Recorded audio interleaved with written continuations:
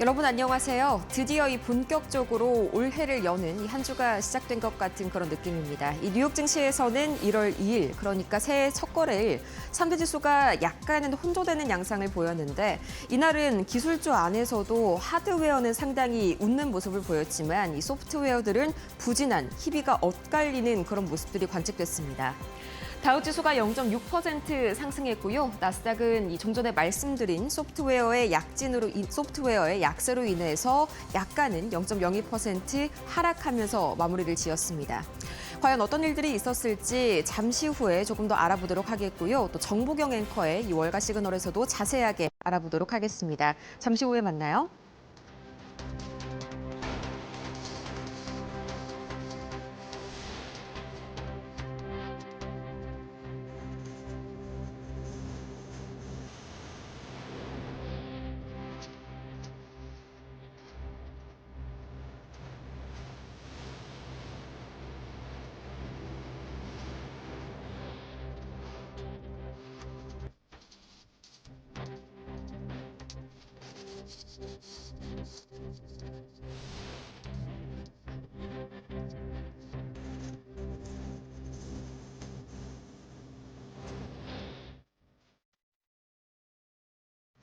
2026년 올해 첫 거래일 이 뉴욕 증시 전반적으로 분위기는 좋았습니다. 단 섹터 중에서 AI 소프트웨어만 제외하고요. 이 때문에 다우지수는 0.66% 전반적으로 상승 힘이 더 강했고요. 이 소프트웨어가 발목을 잡았던 나스닥 지수는 0.03% 거의 보합권에서 하루를 마무리를 했습니다. 또 이어서 S&P 500 지수 역시 0.19% 강보합권에서 마무리를 지었는데 이날의 자금 흐름 히트맵을 통해서 보시면 조금 더 한눈에 들어오실 겁니다. 빨간불이 하락불이고요. 이 초록불이 상승불입니다. 전반적으로 보자면 오늘은 이 종목 장세 그리고 이어서 이 섹터별 차별화가 굉장히 두드러진 하루였다라는 점이 보이실 겁니다. 굉장히 이런 산업재라든지 에너지 또 이어서 반도체주들은 굉장히 강한 상승세를 보였습니다. 일례로 엔비디아가 1.26% 상승했고요. 또 마이크론 테크놀로지는 10%가량 폭등을 한 하루였네요. 반면에 이 각종 M7 중에서 악재가 있었던 종목들 그리고 AI 반도체, 하드웨어와 관련이 없는 기업들은 큰 폭으로 하락했습니다. 특히나 이 소프트웨어 관련주들이 이날은 굉장히 부진한 모습을 보였는데 과연 어떤 뉴스들이 이런 차별화 장세를 만들어냈는지 지금부터 저와 함께 세 가지 주요 뉴스 만나보시죠. 가장 먼저 전반적으로 분위기는 온기가 돌았던 하루였습니다. 그도 그럴 것이 이 블룸버그 측에서 월가가 올해에도 낙관적인 전망을 유지하고 있다면서 여전히 성장은 지속될 것이고 AI 붐도 이어질 것이라고 긍정적인 이런 기사를 내놨는데 관련된 기사 제가 한 판으로 가져와 봤습니다. 이 현재 월가에서 바라보고 있는 2026년 기본 시나리오 한번 보고 가야겠죠. 우선 기본적으로는 글로벌 경제와 미국 경제가 계속해서 성장세를 지속하되 그 성장 기울기는 조금은 완만해질 수가 있다라는 것이 주된 골자입니다. 그도 그럴 것이 지난 3년간 굉장히 가파른 속도로 상승해 왔었던 미국 증시였죠. 가장 먼저 이 골드만삭스에서는 2026년 그러니까 올해의 글로벌 성장률이 2.8%가 될 것으로 전망했는데 이 올해 IMF에서 추산한 작년에 이 성장률이 3.2%였다는 점을 감안을 한다면 성장세가 지속이 되지만 약간은 꺾인 모습이 확인이 되실 겁니다. 또 블랙록에서는 막대한 AI 자본 지출이 성장을 견인할 것이고 또 이어서 연준의 금리 인하 사이클도 경제 성장을 도울 것이다. 한마디로 올해는 AI 자본 지출 그리고 연준의 금리 인하 두 가지의 축이 경제를 끌어올릴 것이라는 전망이 현재로서는 주된 전망입니다. 또 인플레이션은 다행히도 최악의 국면은 다소 지나갔지만 물가가 하락하는 속도는 느릴 것이다. 한마디로 여전히 끈적끈적한 하락을 보일 것이다라는 것이 주요한 이런 논점입니다. 우선 이 캐피털 이코노믹스는 올해 미국 인플레이션이 3% 부근에서 맴돌 것이라고 했는데 2%가 현재 연준의 목표치죠. 아직까지는 이 떨어지는 속도가 확연히 느리다는 점이 확인이 되실 겁니다. 주된 이유는 관세와 또 이민자 정책으로 인해서 인플레이션이 아직까지는 완전히 잡히지가 않는 모습이고요. 또 통화 정책이 굉장히 중요하죠. 이 느린 속도로 점점점 완화가 될 것이라는 게 주요한 골자입니다. BOJ, 일본은행을 제외하고선 말이죠.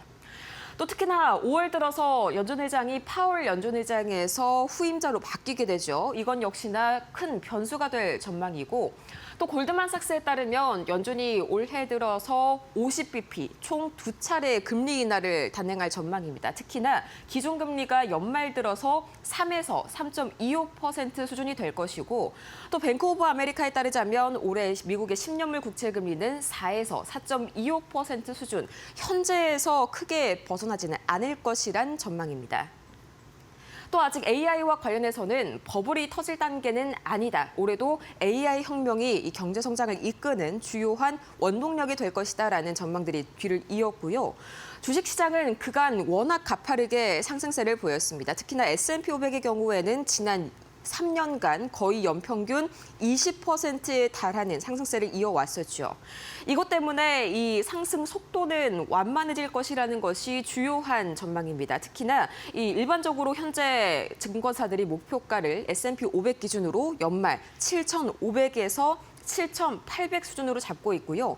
올해에는 이 쏠림 현상이 보다 완화되면서 중소형주들도 수혜를 볼 것이라는 게 주된 전망입니다. 이 종전에 이렇게 긍정적인 전망들을 앞세우고 약간은 증시가 조금 쉬어간 이유 더 이어서 보도록 하겠습니다. 가장 먼저 이거는 호재거리인데요. 이 미국 경기, 특히나 미국 제조업 경기의 바로미터라고 하죠. 12월 S&P 글로벌 제조업 PMI가 51.8을 기록하면서 예상치 51.7을 웃돌았고요. 뿐만 아니라 5개월 연속 계속해서 확장하는 국면을 보였습니다. 이 세부 항목을 보자면 긍정적인 부분들이 좀 돋보였는데 가장 먼저 올해 경기 회복을 기대하면서 기업들이 생산과 고용을 늘렸고요. 또 투입 비용의 경우, 또 판매 가격의 경우에는 점진적으로 11개월 만에 완화되는 흐름이 나타났습니다. 하지만 이날 시장을 발목을 붙잡았었던 거 아까 히트맵에서 확인을 하셨다시피 하드웨어, AI 하드웨어는 굉장히 좋았는데 AI 소프트웨어는 굉장히 안 좋은 모습들이 나타났었죠. 예컨대 이 마이크로소프트는 2%가량 하락했고요. 또 엔비디아는 1% 이상 강세를 보였습니다.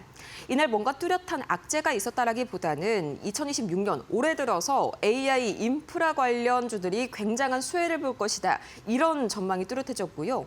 또 디램과 낸드 가격이 계속해서 상승할 것이라는 전망이 이 하드웨어를 끌어올렸습니다.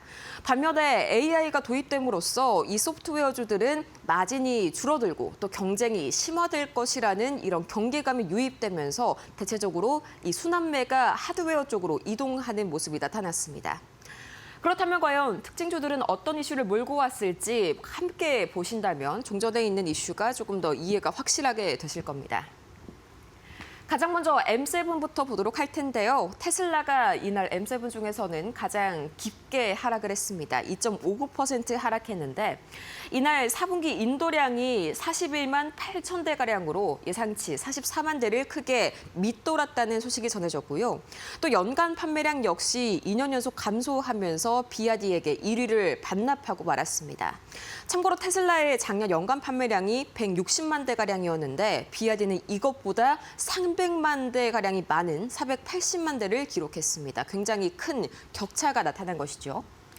이어서 아마존도 1.87% 하락했는데요. 이 인빅투스 오리진에서 현재 기업 가치 대비해서 신중한 접근이 필요하다면서 아마존의 기업 가치가 다소 과열됐을 수도 있다는 그런 투의 리포트를 발간했습니다. 이어서 애플도 하락을 면치 못했습니다. 0.31% 하락했는데 이날 잠시 후에 보시겠지만 번스타인 측에서 디램 가격이 계속해서 상승할 것이라는 전망을 내놨습니다. 이것 때문에 이런 반도체 칩의 가격 상승이 애플 측에는 오히려 마진율 둔화를 야기할 수 있다는 경계감이 유입되면서 애플 약보합권에서 거래를 마쳤고요. 추가적으로 이날 M7 관련 하드웨어 종목들 그리고 이어서 마이크론 테크놀로지까지 보도록 하겠습니다. GPU와 TPU 그리고 이 계속해서 관련 메모리 칩의 절대 강자 중에 하나죠. 마이크론까지 보도록 하겠습니다. 엔비디아는 1.26% 상승했는데요. TD코인 측에서 이번 그로크와의 계약이 상당히 긍정적이라면서 매수 의견을 그대로 유지했습니다. 특히나 이런 코멘트를 덧붙였는데 엔비디아가 이번에 그로크와 함께 이 라이선싱 계약을 체결을 하면서 새로운 아키텍처를 포용했다라는 그런 이슈를 덧붙였습니다. 새로운 아키텍처를 포용했다. 쉽게 얘기해서 그동안은 범용 칩인 GPU를 중심으로 전략을 짰는데 이제는 학습에도 굉장히 특화가 되어 있는 추론칩에도 함께 엔비디아가 접근을 시도하고 있다라면서 굉장히 다방면으로 각을 넓혀가고 있다라고 긍정적으로 코멘트를 덧붙였고요. 이어서 구글도 0.69% 상승했습니다. 이날 전반적으로 이 AI 인프라, AI 하드웨어, 칩 관련 종목들이 강세를 보였었죠. 특히나 제미나이 3가 등장하게 되면서 이 구글이 수익성을 큰 폭으로 개선할 수 있다는 기대감이 이어진 탓이고요. 이 삼성전자와 이 SK 하이닉스와 더불어서 3대 메모리 제조사죠. 이 마이크론은 10% 이상 큰 폭으로 뛰어 올랐습니다.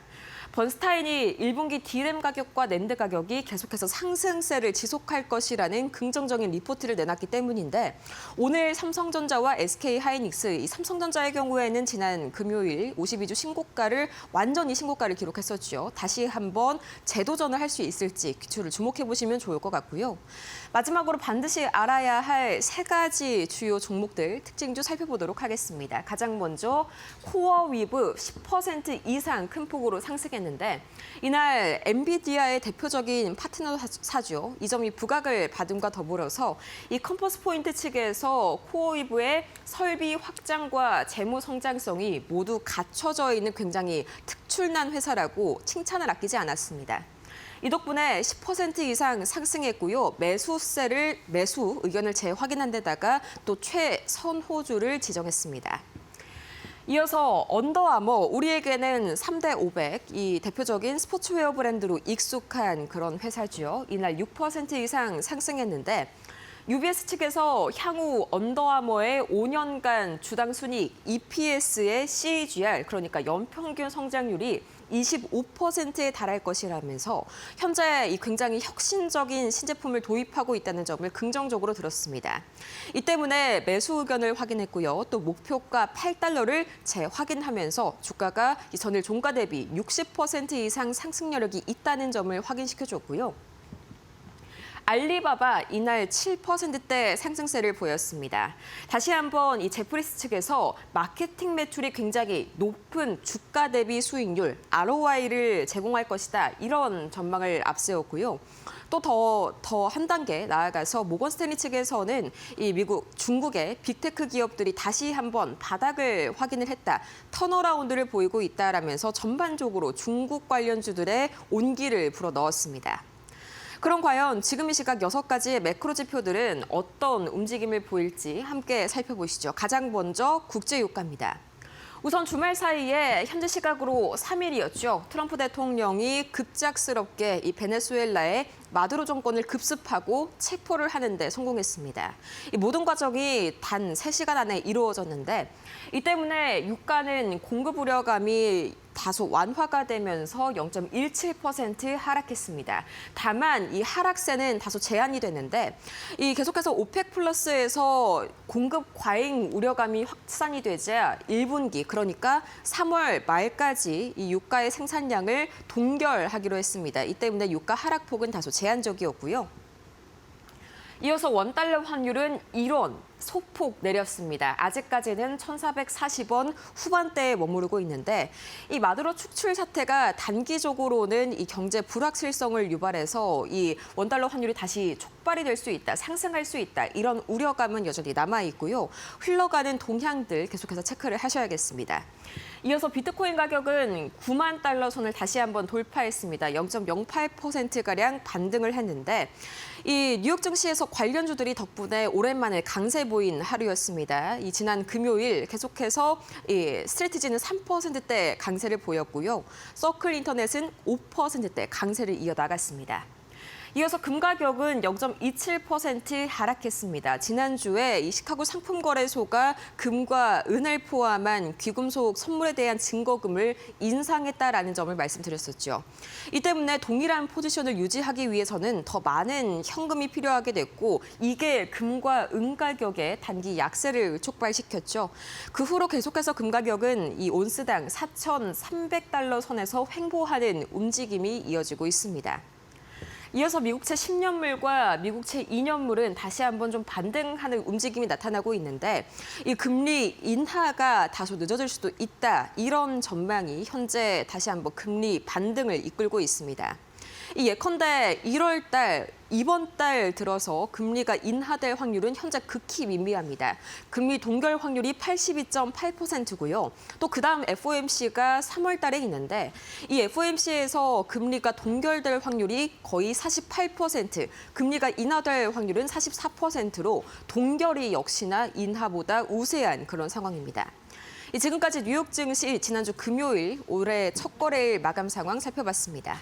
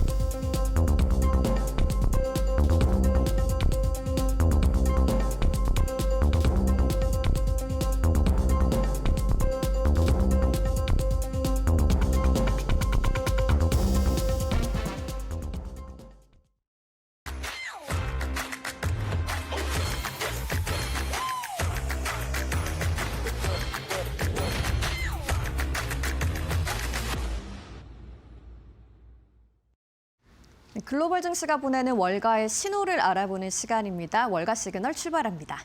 첫 번째 소식입니다. 트럼프 대통령이 미국 석유 기업들이 베네수엘라에 수십억 달러를 투자할 것이라고 밝혔습니다. To be rebuilding and we're not spending money. The oil companies are going to go in. They're going to spend money. We're going to take back the oil that, frankly, we should have taken back a long time ago. A lot of money is coming out of the ground. We're going to get reimbursed for all of that. We're going to get reimbursed for everything that we spend. So it's going to be a very important. This is a very big evening that took place last night. We have to be surrounded by safe, secure countries. And we also have to have energy, very important. We have to have energy that's real energy, not where they're getting 4% and 5% of the energy out of the ground. You take a look. It was such a disaster. So what's going to happen with Venezuela, I think, over the next period of a year is going to be a great thing. And the people of Venezuela will be the biggest beneficiaries. 니콜라스 마두로 대통령이 미군에 의해 체포 제거된 직후 나온 발언인데요. 트럼프 대통령은 미국의 세계 최대 석유 회사들이 망가진 석유 인프라를 복구하고 생산을 회복할 것이라고 말했습니다. 현재 베네수엘라에서 사업을 유지 중인 미국 기업은 쉐브론이 유일하며 과거에는 엑손모빌과 코노코필립스도 베네수엘라에 진출한 바 있습니다. 쉐브론은 직원 안전과 자산 무결성을 최우선으로 두고 있으며 법과 규제를 준수하겠다고 밝혔습니다. 한편 베네수엘라 원유는 현재 미국 걸프 연안으로 하루 약 15만 배럴 수출되고 있는데요. SLB, 베이커 휴즈, 할리버튼 등 주요 유전 서비스 기업들은 아직 공식 입장을 내놓지 않았습니다. 전문가들은 인프라 붕괴가 심각해 대규모 투자와 시간이 필요하다고 경고합니다. 석유 산업 회복에는 수백억 달러와 최소 10년이 걸릴 수 있다는 분석입니다. 다만 트럼프 대통령은 베네수엘라산 원유에 대한 미국의 금수 조치는 여전히 유지된다고 강조했습니다. 미군 또한 미국의 요구가 충족될 때까지 현지에 주둔할 것이라고 밝혔습니다. 마이크론이 새해 첫 거래일부터 급등하며 사상 최고가를 새로 썼습니다. 미국 최대 D램 업체 마이크론 테크놀로지는 1월 2일 나스닥에서 10.51% 급등했습니다. 주가는 315.42달러에 마감하며 최고가를 경신했습니다. 시가총액은 3,550억 달러로 불어났습니다. 마이크론의 주가는 최근 1년간 261% 급등했는데요. AI 특수로 D램과 고대역폭 메모리, HBM 수요가 폭증한 영향입니다. 마이크론은 2026 회계연도 1분기 EPS 4.78달러를 기록해 월가 예상치를 크게 웃돌았습니다. 실적 발표 이후 불과 2주 만에 주가는 약 40% 급등했습니다. 회사는 범용 D램보다 수익성이 높은 HBM 비중을 더 확대하겠다는 전략입니다. 한편 마이크론 급등에 반도체주 전반도 동반 강세를 보였는데요. 인텔은 6% 넘게 급등했고 엔비디아도 상승 마감했습니다. 월가에서는 AI 확산으로 메모리 슈퍼사이클이 최소 2026년까지 이어질 수 있다는 전망을 내놨습니다. 테슬라의 연간 차량 인도량이 2년 연속 감소했습니다. 미국 전기차 업체 테슬라가 2025년 한 해 동안 164만 대를 인도했다고 밝혔습니다. 이는 전년 대비 8.6% 줄어든 수치로 2024년에 이어 2년 연속 감소세를 보였습니다. 지난해 4분기 인도량은 41만 8천 대로 전년 동기 대비 16% 줄면서 월가 예상치인 42만 2천 대에도 미치지 못했습니다. 미국 내 전기차 세제 혜택 종류로 수요가 앞당겨진 영향이 컸는데요. 여기에 글로벌 전기차 경쟁 심화도 판매 둔화 요인으로 작용했습니다. 일론 머스크 CEO의 정치적 행보에 따른 소비자 반감도 일부 영향을 미쳤다는 분석입니다. 반면 중국 전기차 업체 비아디는 가파른 성장세를 이어갔습니다. 비아디의 지난해 순수 전기차 판매는 225만 대로 전년 대비 27.9% 증가했습니다. 생산량 기준에 이어 판매량에서도 처음으로 테슬라를 넘어서면서 글로벌 전기차 시장의 주도권이 중국으로 이동하고 있다는 평가가 나옵니다. 한편 이 같은 소식에 테슬라의 주가는 2% 넘게 하락했습니다. 월가는 2026년에도 미국 증시에 랠리가 이어질 것으로 전망했습니다. 월스트리트저널에 따르면 주요 투자은행들은 올해 미국 증시의 추가 상승을 전망했습니다. 뱅크 오브 아메리카는 S&P 500 지수가 연말 7,100선에 도달할 것으로 내다봤는데요. 이는 지난해 말 대비 약 3.7% 추가 상승 여력입니다. 한편 JP 모건은 7,500선, 골드만삭스는 7,600선까지 제시했습니다. S&P 500은 지난해 16% 급등하며 강한 상승세를 이어갔는데요. 금리 인하 기대와 AI 투자 확대, 기업 실적 개선이 배경이 되고 있습니다. 다만 밸류에이션 부담은 점점 커지고 있는 것으로 보입니다. S&P 500의 12개월 선행 PER은 22배로 10년 평균인 19배를 웃돌고 있습니다. 일부 지표는 닷컴 버블 직전 수준을 넘어섰다는 평가도 나오는데요. 월가에서는 상승은 가능하지만 과거처럼 가파르진 않을 것이라는 신중론도 제기됩니다. 그럼에도 미국 경제의 견조함과 올해 기업이익 15% 증가 전망은 증시를 떠받칠 요인으로 꼽히고 있습니다. 지금까지 월가에서 보내는 시그널 알아봤고요. 신일섭 위원과 함께 자세한 분석 이어가겠습니다.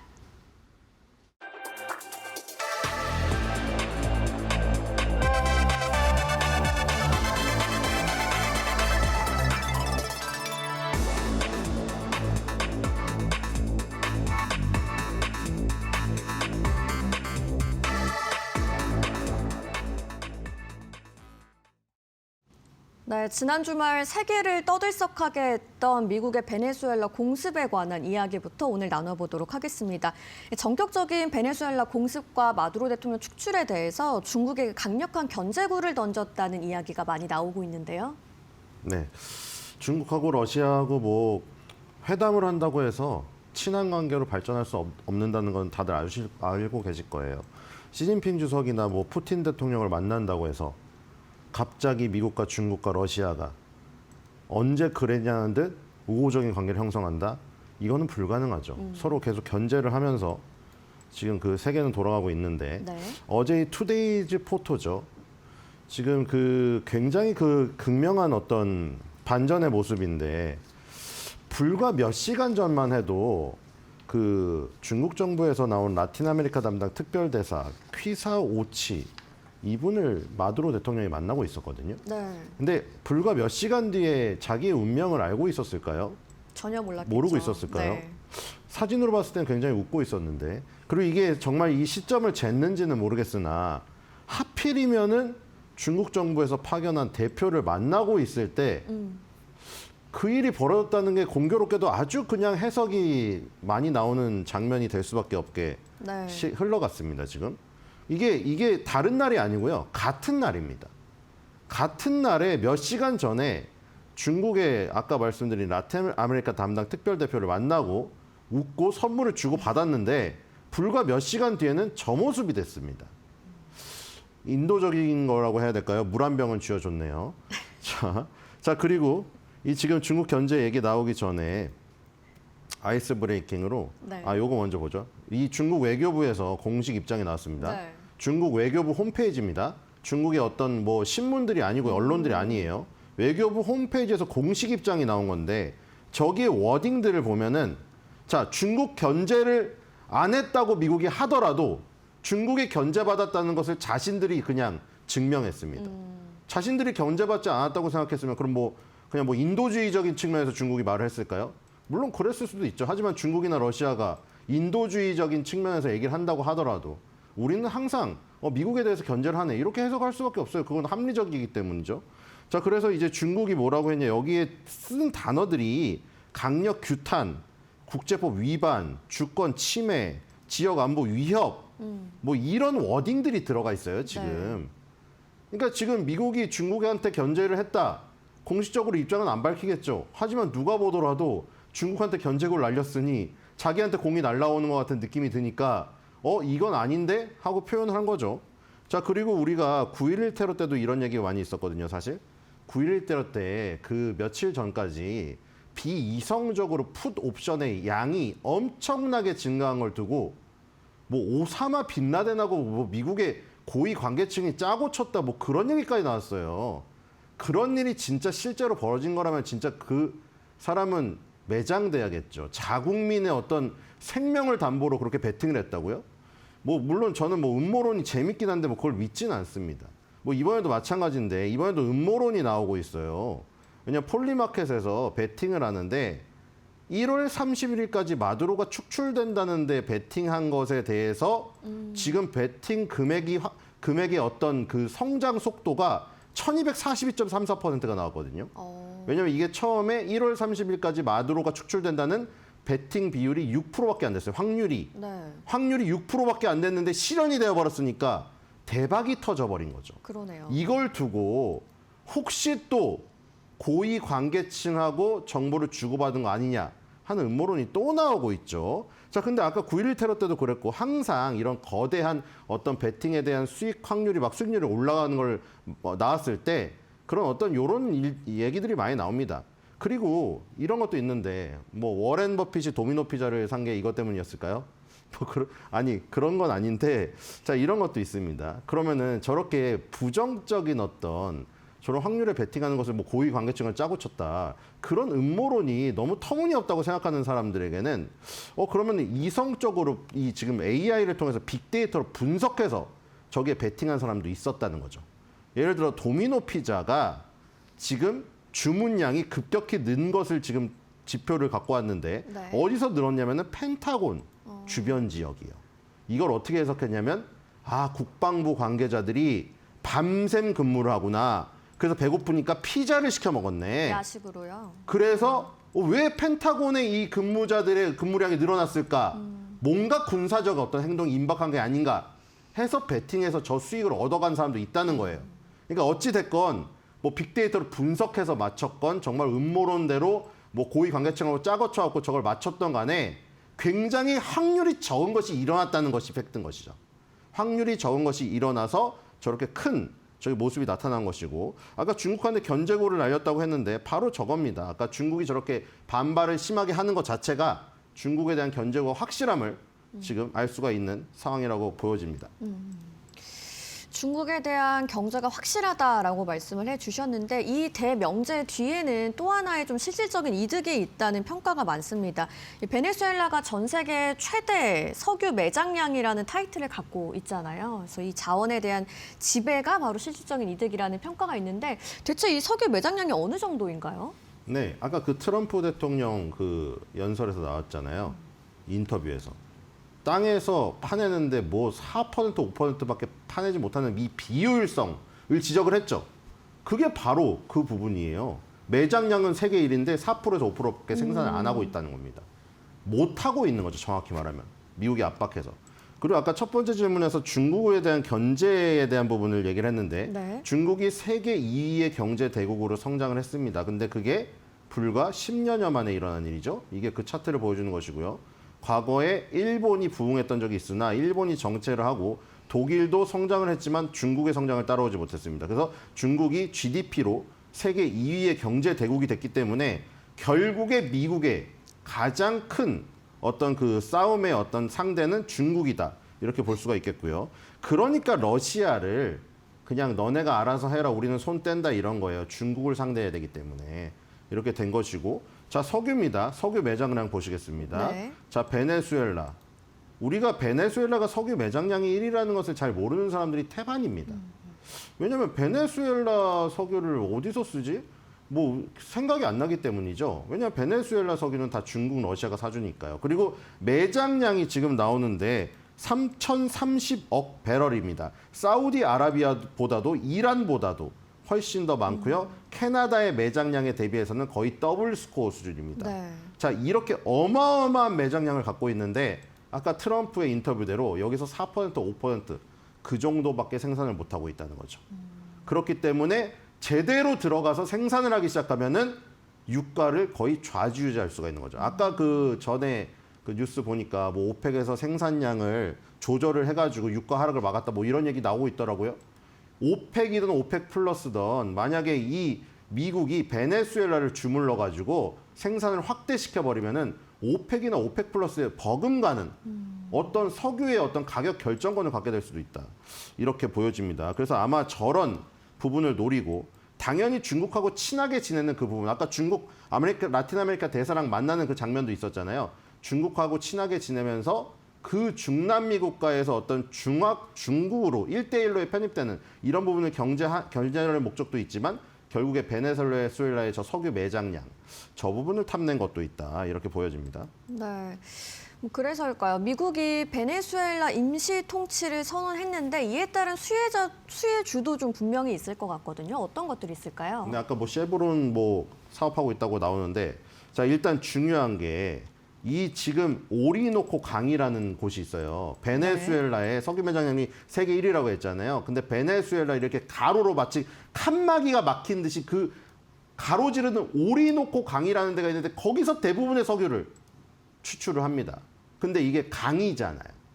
땅이 아니라 강물입니다. 물이에요. 그렇기 때문에 해양시설이 상당히 중요해요. 해양 플랜트가.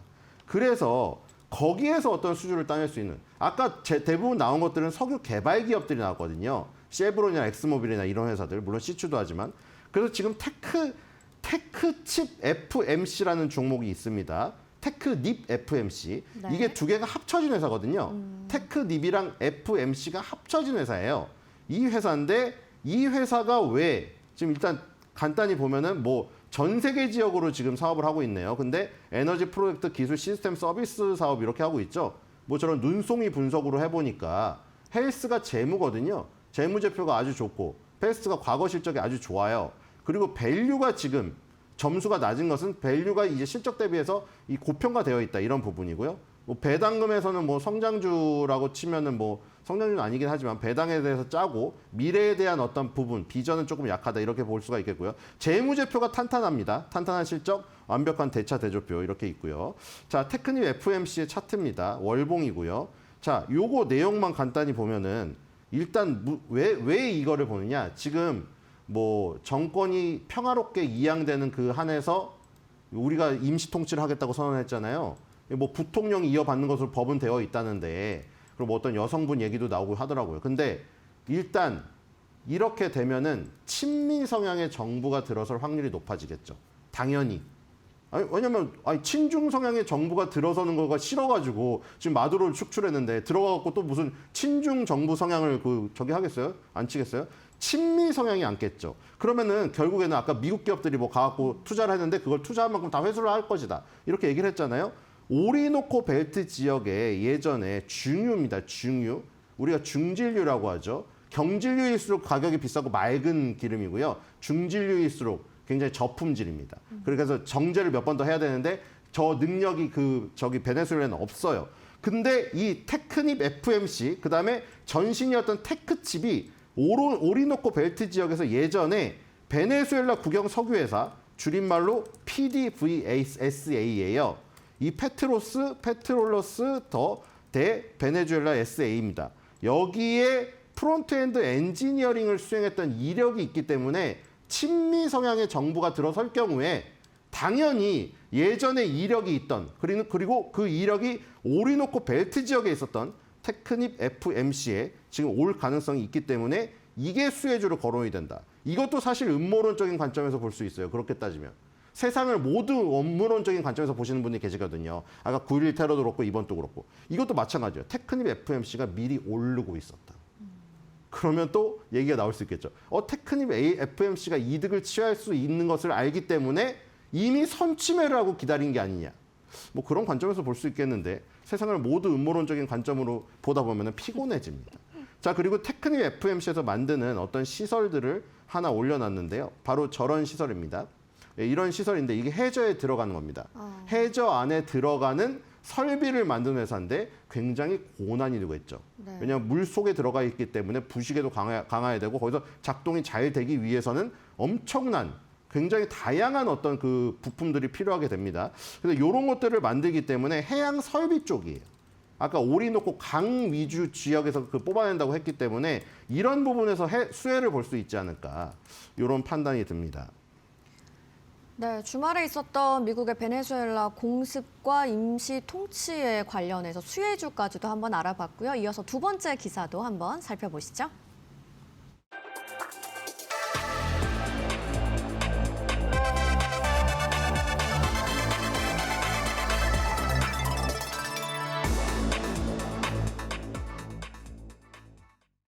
네, 테슬라의 전기차 시장 부진이 계속되고 있습니다. 연간 차량 인도량이 2년 연속 감소했다는 소식 앞서 전해드렸는데요. 한편 중국 메이커들의 진격은 굉장히 거센 모습이에요.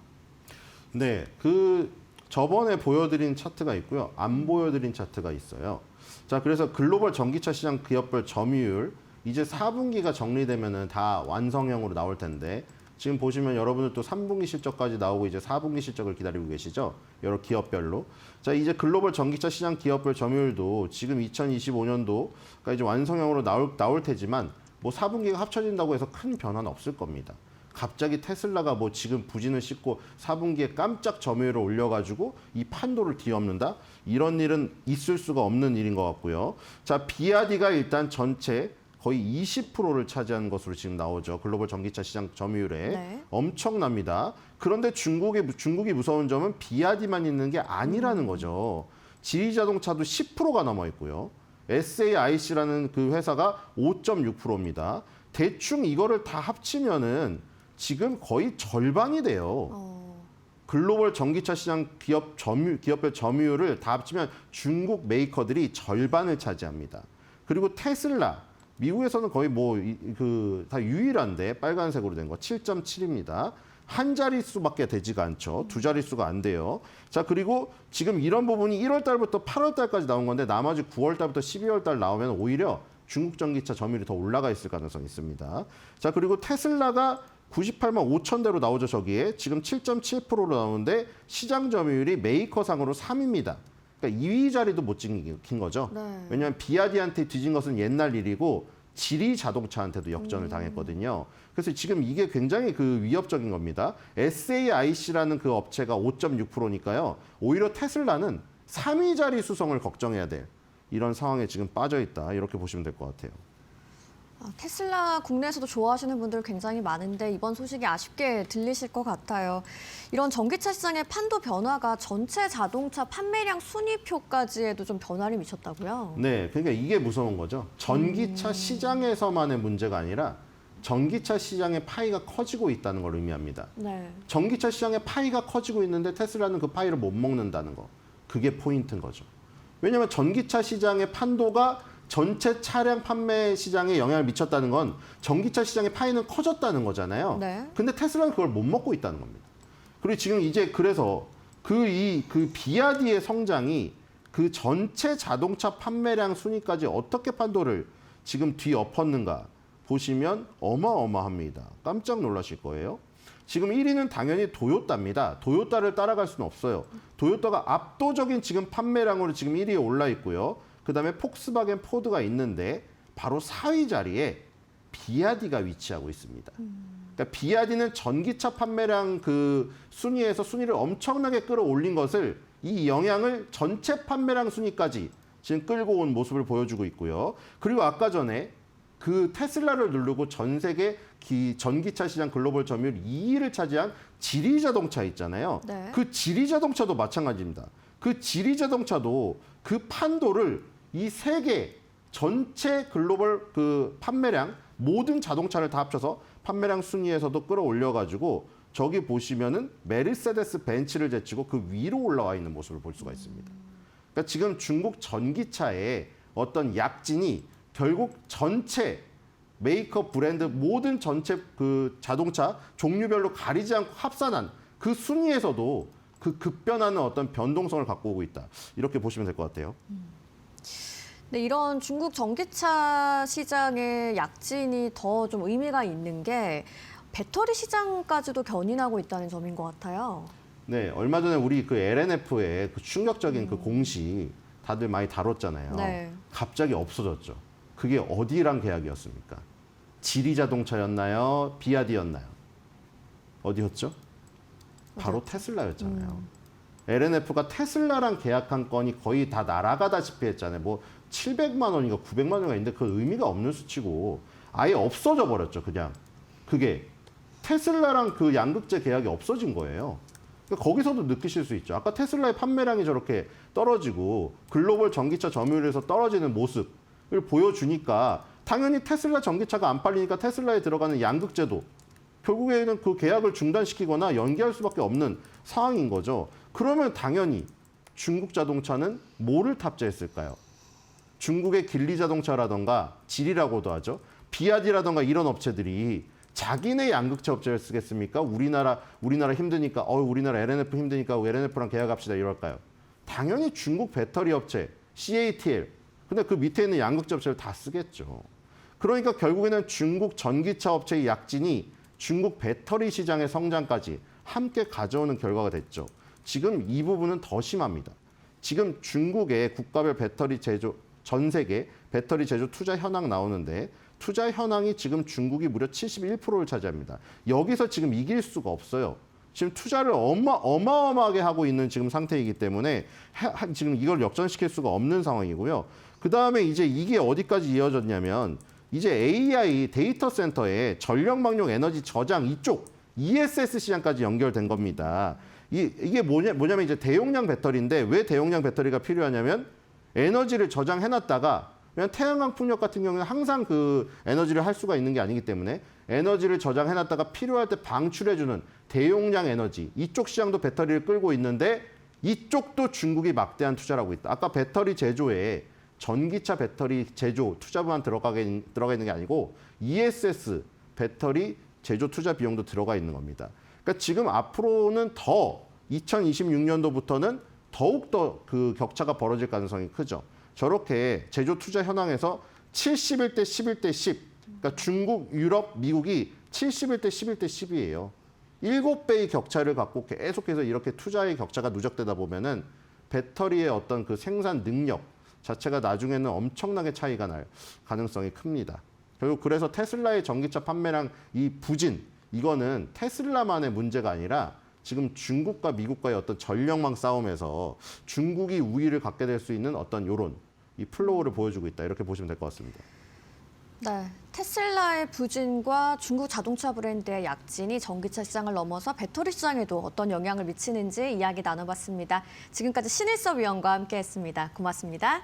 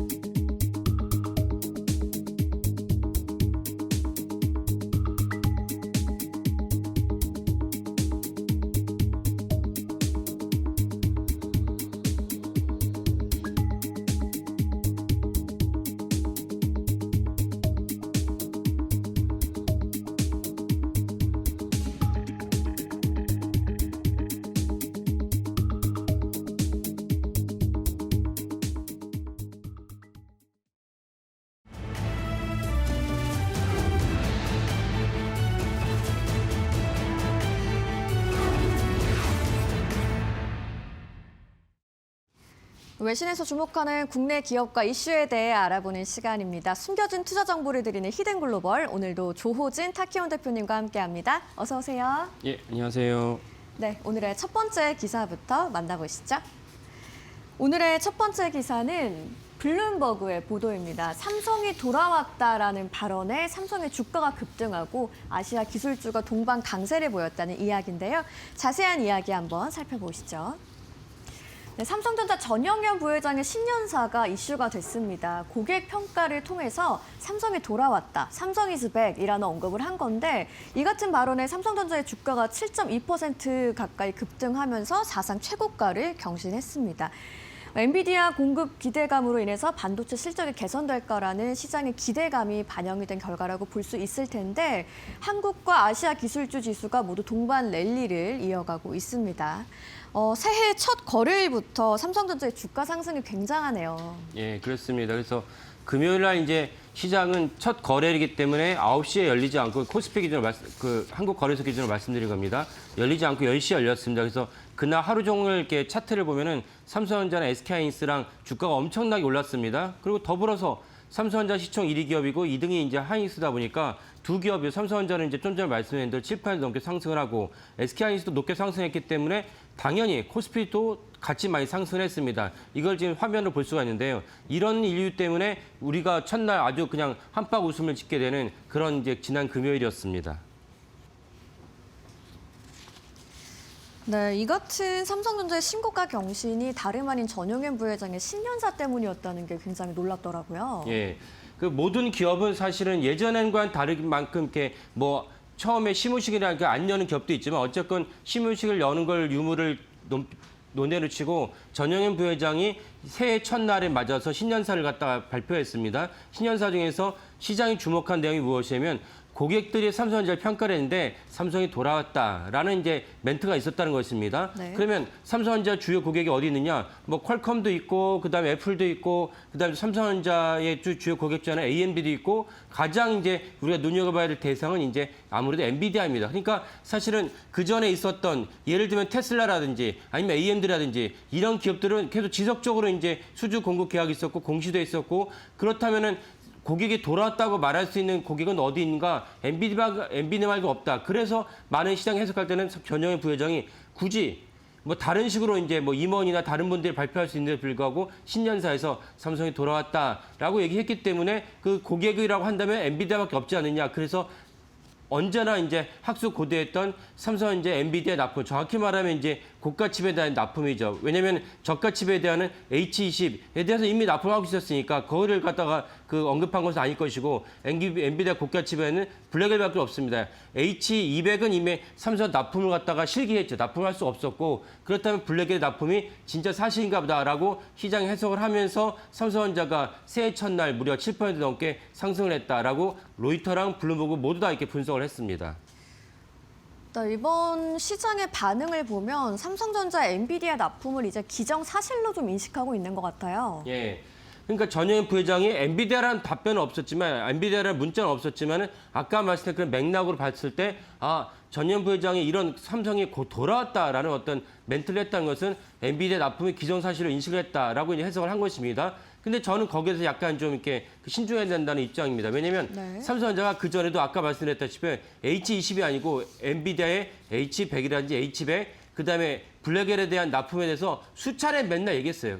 얘기했는데도 불구하고 된 것이 없지 않습니까? 그러면 이제 저희가 이렇게 비판을 하면 삼성전자 입장에서 우리는 공식적으로 엔비디아 납품했다고 발표한 적이 없다. 우리는 억울하다. 이렇게 발표를 할 수 있습니다. 하지만 그럼에도 불구하고 예를 들면은 국내 유수의 언론이 또한 이제 심지어 로이터까지 엔비디아 납품했다 보도한 적이 있기 때문에 삼성전자는 억울하다 할 수 있지만 그럼에도 불구하고 결국 납품을 성사시키지 못했으니까 납품을 성사시키지 못한 이유로 상사 이래 최초로 이제 사업부장이었던 당시 경기현 대표를 경질까지 했습니다. 이런 걸로 봤을 때 이번 해석까지 과연 이제 맞는지는 좀 더 신중해야 된다라는 로고 말씀을 드립니다. 한편 또 엔비디아의 젠슨왕 CEO가 지난번에 삼성전자에 GPU 5만 장을 줬잖아요. 이 부분도 좀 유념을 해야 될 것 같아요. 예.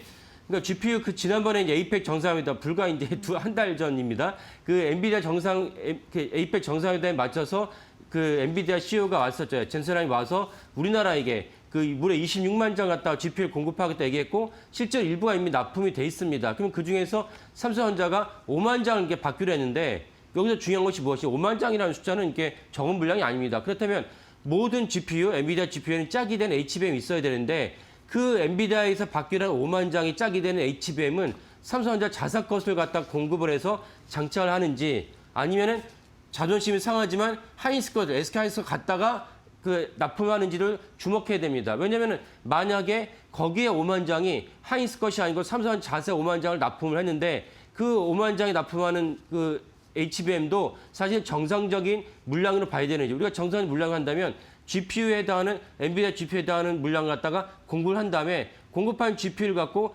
그 TSMC가 자체적으로 조립을 한 다음에 조립한 완제품을 고객에게 납품하는 이런 수순이 아닌 삼성전자 스스로가 받은 5만 장이 짝이 되는 HBM을 갖다가 결합을 해서 그 가동을 시켰다면 이 정상적인 수순을 봐야 되는지 이 부분도 사실은 좀 그 우리가 확인해야 될 필요가 있다라고 말씀드립니다.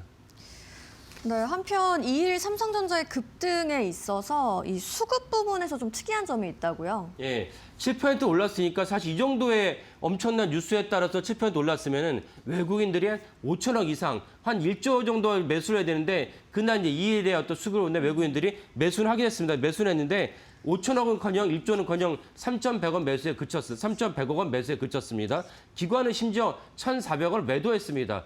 그러니까 사실은 아까 말씀드린 대로 로이터나 블룸버그나 또 우리나라 많은 유수의 언론도 전영현 부회장의 신년사가 이제는 삼성전자가 엔비디아 납품을 확실했다는 도장을 찍었다라고 해석했는데 수급은 보면 좀 그렇지 않다라는 점에서 좀 신중해야 되지 않냐라는 생각이 듭니다. ね、 한편 이 일 삼성전자의 급등에 있어서 이 수급 부분에서 좀 특이한 점이 있다고요. 7% 올랐으니까 사실 이 정도의 엄청난 뉴스에 따라서 7% 올랐으면은 외국인들이 한 5천억 이상, 한 1조 정도 매수를 해야 되는데 그 5만 장이 납품을 하게 됐습니다. 그러니까 사실은 아까 말씀드린 대로 로이터나 블룸버그나 또 우리나라 많은 유수의 언론도 전영현 부회장의 신년사가 이제는 삼성전자가 엔비디아 납품을 확실했다는 도장을 찍었다라고 해석했는데 수급은 보면 좀 그렇지 않다라는 점에서 좀 신중해야 되지 않냐라는 생각이 듭니다. 네, 이번 삼성전자의 신고가는 삼성이 돌아왔다라는 메시지가 만든 기대감이 반영된 거지만 아직 엔비디아 납품 여부는 확인의 영역에 있습니다. 시장이 조금 더 신중해야겠다는 이야기 기억할 필요가 있겠습니다. 이어서 두 번째 기사도 바로 만나보시죠. 네, 오늘의 두 번째 기사입니다. 파이낸셜 타임스의 보도네요. 반도체 공급 부족으로 인해서 가전과 IT 가격이 최대 20%까지 급등할 우려가 있다는 이야기인데요. 자세한 내용 한번 살펴보시죠. 네, AI 수요로 메모리 반도체 공급이 압박을 크게 받고 있습니다. 이로 인해서 스마트폰, PC, 가전 가격이 20% 이상 오를 가능성이 있다는 이야기가 나왔는데 삼성과 하이닉스도 생산 능력에 한계가 있다는 신호를 보여주고 있고요. 전 세계 소비 전자산업 가격 상승의 부담이 커지고 있는 상황입니다. 하지만 또 먼저 이야기를 나눠볼게 이런 반도체 가격 상승으로 인해서 삼성전자, SK 하이닉스를 비롯한 코스피, 국내 투자자분들은 좀 웃음꽃을 피운 것은 사실이죠. 예, 작년 엄청난 수익률을 보였죠. 네. 그러니까 시총 2위 기업의 이제 SK하이닉스 같은 200% 훌쩍 넘는 이제 YTD를 기록을 했고 작년 기준으로 삼성전자도 100%가 넘는 YTD를 기록했습니다. 시총 1, 2기업이 이렇게 YTD가 높은 걸 기록하기 쉽지 않은데 결국 이 모든 시총에 대한 상승률은 반도체의 상승이 견인했다고 보시면 되겠고 저희 코너에서 수차례 말씀드렸지만 적어도 작년 11월부터는 HBM 외에도 범용 반도체라고 생각할 수 있는 그런 반도체조차도 11월 이후로 9월부터 11월, 12월까지 보면 3배 이상이 올랐습니다. 이 때문에 사실은 이번 주에 이제 삼성전자 잠정 실적 예견되는데 삼성전자가 잠정 실적에서는 부분별을 발표하지 않습니다. 전체적으로 이제 얘기를 하는데 전체적인 영업이익이 20조가 넘지 않을까라고 이제 전망을 합니다. 그렇다면 상당수가 반도체가 견인했을 것이고 이 부분이 사실은 이제 작년에 우리나라 증시, 우리나라 이제 그 여러 가지 안 좋았던 우리나라 경제 상황에서 한 줄기 어떤 긍정적인 소망이 빛이 됐다라고 해석을 할 수 있겠습니다. 이런 반도체 쏠림 현상은 이 반도체가 한국 경제에 있어서 효자인 동시에 좀 가장의 역할을 하고 있다고 볼 수가 있을 것 같은데 이에 따른 부작용도 있다고요? 예. 그게 이제 오늘 처음 이렇게 말씀드린 이제 FT의 이제 보도인데 네. 반도체라는 건 다른 측면에서 보면 납품을 하는 가격이 올라갔다는 것입니다. 부품의 가격이 올라갔다고 하면은 결국 완제품 가격이 올라갈 수밖에 없는 구조가 있습니다. 그것이 이제 먹이 사슬이고 이제 밸류 체인인데 그 FT는 이 점에 주목을 하면서 이렇게 반도체가 올라갔을 때 최종 어떤 완제품 가격이 올라갈 수밖에 없다. 그래서 FT가 얘기한 완제품을 본다면은 예를 들면 이제 그 게임 콘솔 같은 것도 올라갈 수밖에 없고 그 다음에 스마트폰의 가격도 올라갈 수밖에 없다. 이렇게 전망을 했습니다. 그러면 가격이 올라갔을 때 소비자가 올라간 가격을 그걸 갖다 수용하면 다 알아. 나도 뉴스에서 많이 봤어. 반도체 가격이 올라갔다고. 그러니까 이제 스마트폰 가격도 올라가야지. 그 게임 콘솔 가격도 올라가야지라고 수용해주면 다행인데 소비자 입장에서는 야 이렇게 비싼 가격 주고 난 못 사지 이러면 이제 결국은 매출이 정체될 수밖에 없고 시장에서는 압박이 될 수밖에 없다. 이 점이 이제 FT가 보도한 내용입니다. 네, 파이낸셜 타임스가 이 부분을 분석하면서 특히나 좀 부작용이 우려되는 분야를 골랐다고요. 예. 그래서 아까 말한 스마트폰과 이제 PC도 이제 있습니다. 그렇다면 결국 이 반도체 가격이 올라갔을 때 완제품의 가격도 같이 이제 올라갈 수밖에 없는데 이 부분은 사실 우리가 두 차례 거쳐서 겪었습니다. 결국 부품의 가격이 올라갔을 때 완제품의 가격이 올라갔을 때 어떤 현상이 펼쳐지느냐는 미시적으로는 어떤 업종을 보면은 지난주에도 말씀드렸지만 완성차 업체가 전체적으로 이제 부품이 조달하지 못하면서 전체적으로 완성차 가격이 올라간 적이 있습니다. 그리고 또 하나는 이제 그 인플레이션 때문에 전체 완제품 모든 업체 가격이 올라가면서 우리나라가 미국 비롯한 전 세계가 인플레이션 때문에 가격이 올라간 적이 있었습니다. 그때 해석을 해보면 그때 복귀를 해보면 결국 시장 장려이 높아진 어떤 업종과 제품에 대해서는 최종적인 소비자에게 기업이 가격을 전이하는 적이 있었습니다. 그러니까 예를 들면 삼양라면이나 농심의 신라면이 가격을 올린 적이 있었죠. 네. 그거는 소비자가 어쩔 수 없이 소용할 수밖에 없었습니다. 그런 적이 있었고 또 하나는 당연히 가격이 인상했을 때 소비자가 지갑 열기가 껄끄러워서 전체적 매출이 안 좋아진 적이 있었습니다. 이런 것을 두 개로 나눠봐야 되는데 이 두 개를 나누어서 이번에 가격 인상에 따라서 시청하시는 분들도 실제로 가격 전이가 되는지 가격 전이를 갖다가 소비자가 수용했는지라고 판단해 주시면 좋을 것 같습니다. 말씀하신 것처럼 제품 가격이 인상되면 소비자의 선택이라는 측면에서 외면을 받을 수도 있다 보니까 기업들의 좀 고민이 깊어질 것 같아요. 예. 또 다르게 기업이 할 수 있는 어떤 그 선택의 폭은 무엇이냐면은 가격이 올라갈 수밖에 없는 그런 상황이지만 기업 입장에서는 내가 영업이익을 갖다가 훼손하면서까지 영업이익을 삭감을 감수하면서까지 가격을 인상하지 않겠다. 얼마 전에 삼성 갤럭시 S26를 갖다가 이제 내놔야 되는데 가격을 동결했다는 뉴스가 있었습니다. 실제로 동결된 채 나올지는 모르겠지만은 만약에 동결된다는 것은 아까 말씀드린 기업이 여러 가지 부품의 가격이 올라가지만 이걸 소비자에게 전이했다가는 안 좋을 수가 있다. 부정이 나올 수 있다. 그러니까 이번에는 내가 영업이익을 훼손하면서까지 갤럭시 S26의 가격을 갖다 높이지 않겠다라고 이제 결정했듯이 다른 어떤 제품도 그런 식으로 가격의 인상을 갖다가 하지 않고 인상을 갖다가 유의할 수 있다라는 것도 어떤 선택 중에 하나다라고 FT가 보도했습니다. 이것이 실제로 어떻게 결정될지는 주목해 보시면 되겠습니다. 네, 한편 이렇듯 제품 가격의 인상은 인플레이션이 재발하는 거 아니냐라는 좀 악몽을 다시금 떠올리게 하는 것도 같은데요. 예, 맞습니다. 그러니까 바이든 정부가 1기로 끝난 민주당이 8년 만에 사실은 그 정권을 4년 만에 정권을 되찾았지만 단명한 4년을 다 연장하지 못한 중요한 이유 중 하나는 바로 인플레이션이었습니다. 인플레이션 때문에 바이든 민주당 정부가 트럼프에게 그 정권을 빼앗겼는데 여기에 가장 중요한 건 인플레이션인데 사실은 페드도 인플레이션에 몇 차례 실수를 했죠. 인플레이션이 없다 했지만 결국 인플레이션이 나왔고 이때는 페드도 엄청난 비판을 갖다가 받았습니다. 그래서 사실은 정상적으로 한다면 그 인플레이션이라는 요소가 없다면 트럼프 정부가 관세를 때리면서 인플레이션이 발생할 수밖에 없는 시장 환경을 갖다가 보지 않았으면 일찌감치 그 파월 의장을 갖다가 인플레이션을 갖다가 고려하지 않았어요. 금리를 내려갔죠. 근데 결국 인플레이션에 대한 우려가 있으니까 금리를 섣불리 내리지 못했습니다. 이 점이 사실 FT가 지적을 하면서 만약에 전체적으로 이제 단가가 올라간다면 인플레이션 우려가 있고 그렇다면 금리 인하에도 머뭇거리게 된다, 주저하게 된다는 것이 FT의 보도입니다. 이건 우리에게도 직결된 사안인데 왜 직결된 사안이냐면 만약에 페드가 그 인플레이션 때문에 금리를 인하를 갖다 머뭇거리게 된다면 시장의 어떤 그 PR을 갖다 리레이팅해야 되고 전체적으로 이제 코스피나 S&P 500이 상승하기 어려울 뿐만 아니라 내려갈 가능성이 있다. 이 점은 우리가 직결된 사안이기 때문에 우리가 아까 말씀드린 오늘 이 코너의 시발점이 됐던 완제품의 가격, 많은 PC뿐만 아니라 많은 IT 제품뿐만 아니라 전체적으로 인플레이션과 연결되는지도 주목해야 되겠다고 말씀을 드립니다. 네, 그렇다면 반도체 가격 인상에 대한 대책은 좀 어떤 게 있을까요? 예. HBM 자체의 가격을 갖다 낮출 수는 없을 것이고 왜냐면 이미 HBM 생산하기 위해서 많은 인재재 그 물품의 가격이 올라갔고 많은 이제 그 공정 가격도 올라갔습니다. 그래서 HBM 가격을 낮출 수는 없을 것이고 범용 반도체만이라도 가격을 낮춰야 되는데 범용 반도체에서 바람직하진 않지만 우리가 원하진 않지만 결국 중국 반도체 기업들이 해당 제품의 가격을 갖다가 올리지 않으면서 많이 증설을 해버린다면 그나마 이제 반도체 가격 상승에 대해서 어느 정도 소화할 수 있지 않을까라는 전망할 수 있습니다. 이거는 중국 반도체 기업이 결정해야 될 부분이고 중국 당국이 중국 반도체 기업은 중국 당국과 밀접한 시장 경제 논리로 돌아가지 않는 그런 업종과 기업이기 때문에 중국 당국이 결정해야 될 바라고 생각을 합니다.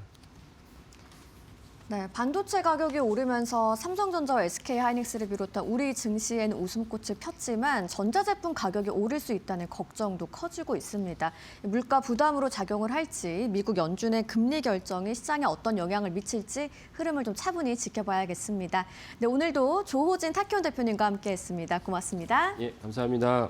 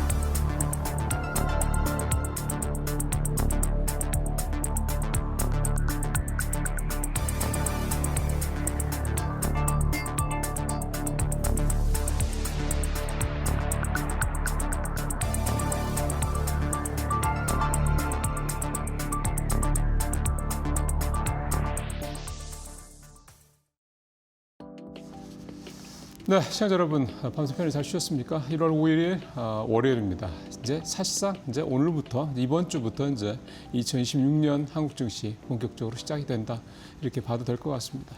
오늘 첫 번째 소식 주간 증시 전망으로 가져왔습니다.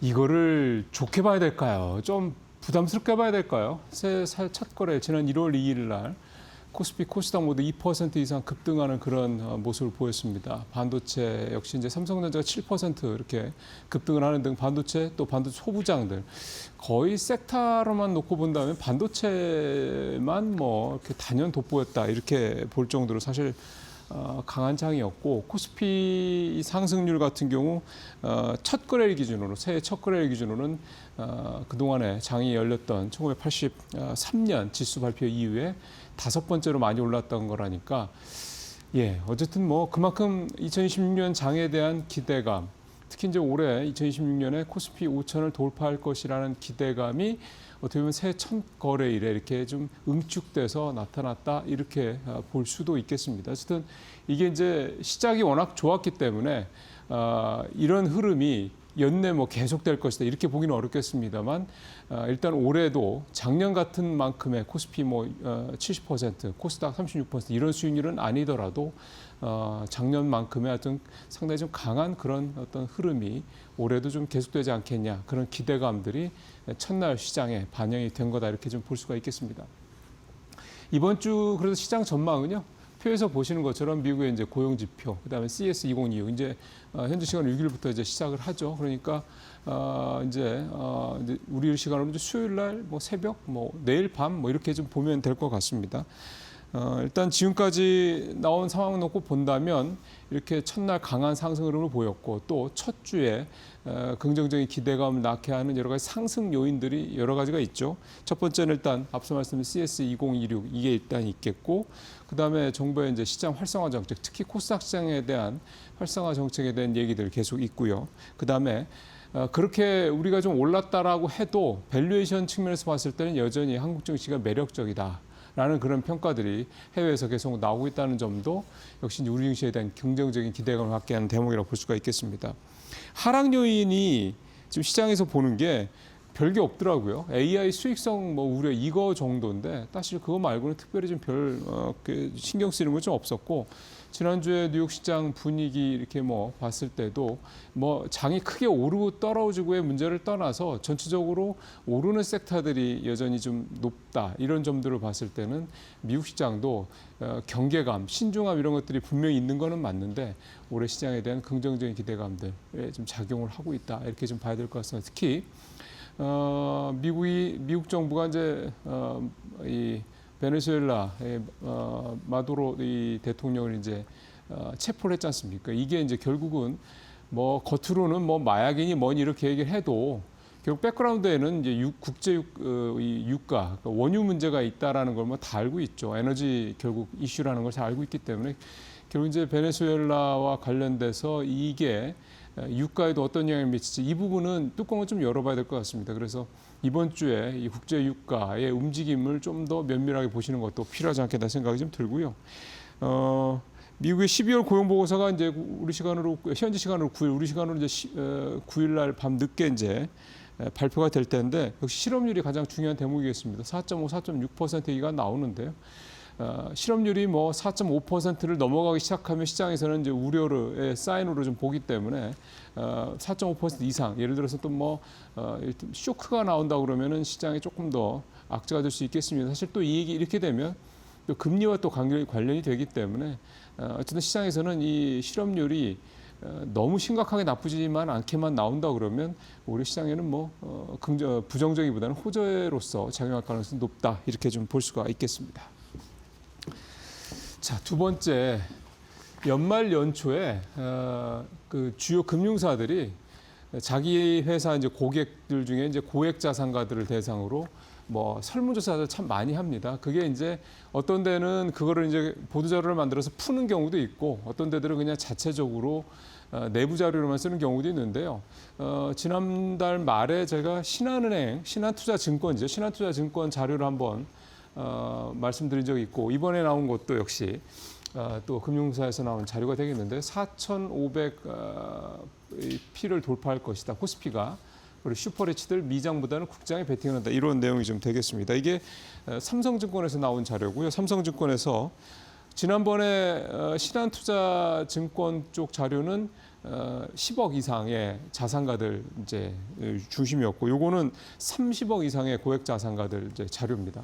여기서 말하는 30억 이상의 고액 자산가들이라는 건 기본적으로 돌리는 그 자금의 규모를 생각을 하시면 됩니다. 지난번에 신한투자증권 10억도 역시 집이 10억짜리가 있다는 얘기가 아니라 10억짜리 이상의 당연히 집이 있겠죠. 10억 이상의 금융자산을 굴리는 사람들. 그러니까 적어도 10억 이상의 현금을 굴리는 사람들이라고 그러면 자산가 아닌 건 분명한 것 같습니다. 그래서 어쨌든 삼성증권의 30억 이상의 자사 고객들을 대상으로 한 그 내용을 좀 보니까 핵심 키워드는 코리아인데 이거는 좀 갖다 좀 맞춘 것 같고요. 기본적으로 종합을 해서 보면 미장보다는 국장을 이 고액 자산가들은 선호한다는 내용이 화면에 좀 표가 잘 나오네요. 그다음에 한국과 코스닥 시장의 성과가 미국 시장보다 좋을 것이다. 그다음에 부동산보다는 주식으로 리밸런싱을 더 하겠다. 그다음에 개별 종목보다는 역시 안전하면서도 뭐 작년 기준만 놓고 보면 이 100% 뭐 100% 넘는 그런 ETF 상품들이 워낙 많았기 때문에 물론 장이 좋아서 그렇기도 합니다만 그렇다고 그러면 굳이 리스크가 있는 개별 종목보다는 이런 ETF로 적극 활용하겠다 이런 얘기도 좀 나왔고요. 그 다음에 AI가 역시 그 섹터 면에서 봤을 때는 가장 중요한 섹터다 이렇게 얘기하는 게 있었습니다. 그래서 종합적으로 정리를 하면 올해는 미국 증시보다 한국 증시 그리고 AI 섹터 여기에 집중을 해서 그 AI를 섹터로 한다 그러면 이제 국내 시장에서는 역시 반도체로 봐야 되는 거죠. 그렇게 집중해서 오늘 투자를 하겠다라는 것들을 이 30억 이상의 고액 자산가들은 생각을 하고 있다. 이 내용이 좀 되겠고요. 그 다음에 올해 4,500포인트 돌파할 거다라는 건데 32%는 5,000P를 돌파할 것이다. 그러니까 3분의 1 정도는 4,500보다 더 갈 거다라고 얘기를 좀 하고 있었고 확실히 코스피보다는 코스닥에 대한 기대감들이 컸습니다. 60% 정도가 올해는 코스피보다 코스닥이 나을 거야 이렇게 좀 전망을 좀 하고 있었고요.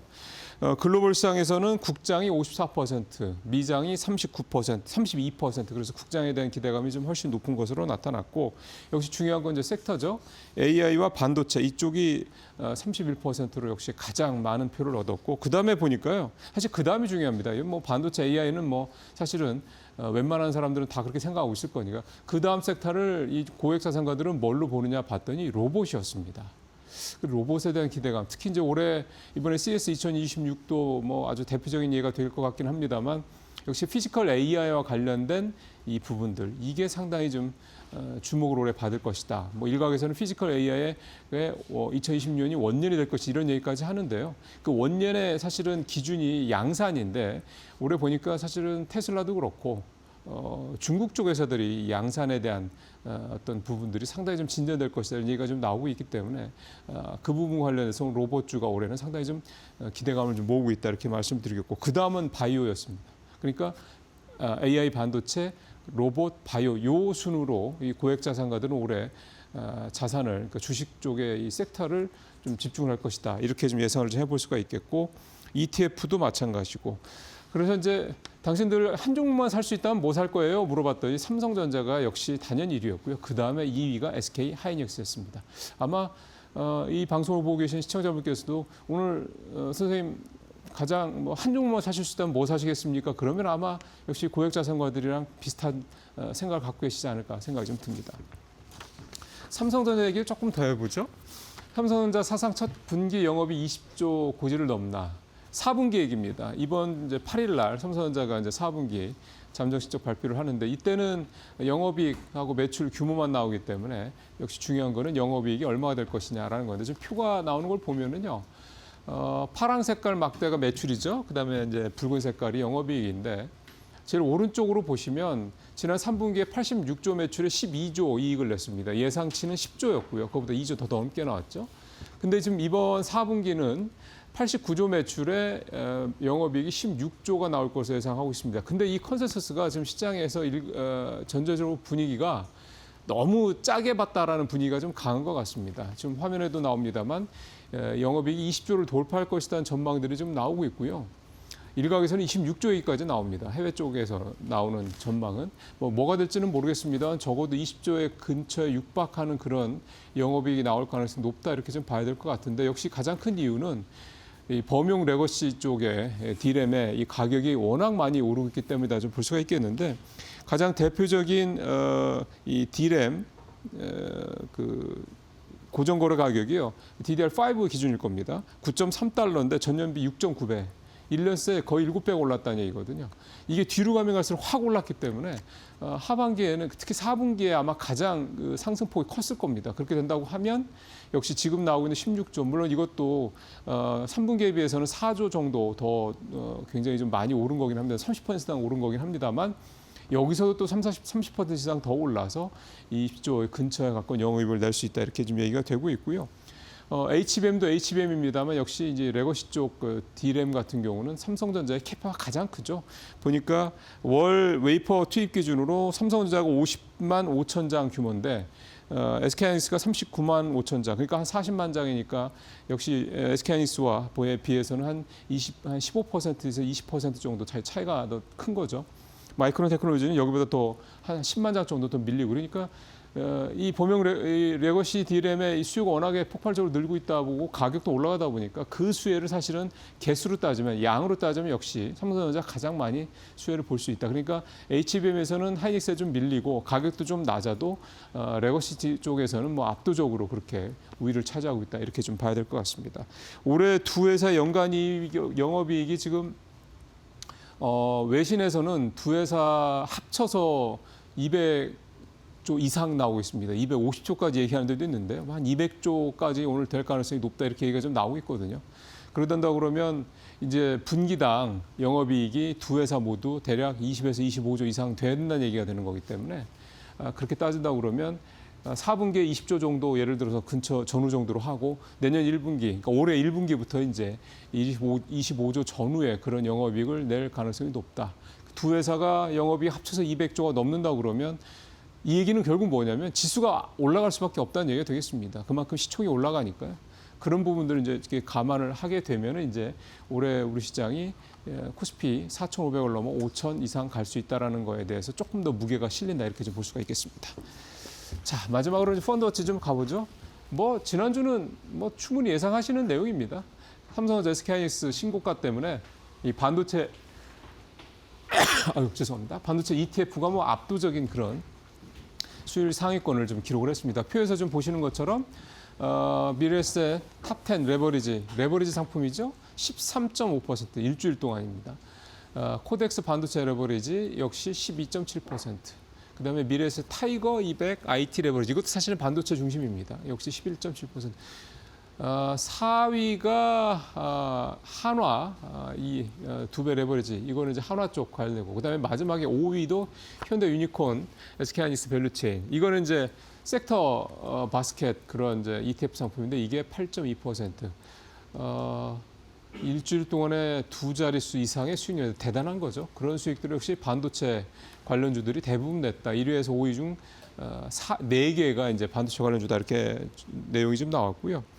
그다음에 지난주 국내 주식형 펀드 평균 수익률 2.7% 플러스 상당히 좋았는데 역시 그만큼 반도체 이쪽 ETF 상품들이 훨씬 더 좋았다 알 수가 있겠고 반면에 해외 주식형 펀드는 지난주에 마이너스 0.79%였습니다. 뉴욕 증시가 좀 쉬었기 때문에 그렇게 좀 볼 수가 있겠습니다. 어쨌든 연초에 우리 시장 분위기는 참 좋다. 이 분위기가 가급적이면 좀 오래 갔으면 좋겠다. 이런 생각을 가져보면서 올해 시장 본격적으로 또 올해 시작을 하시죠.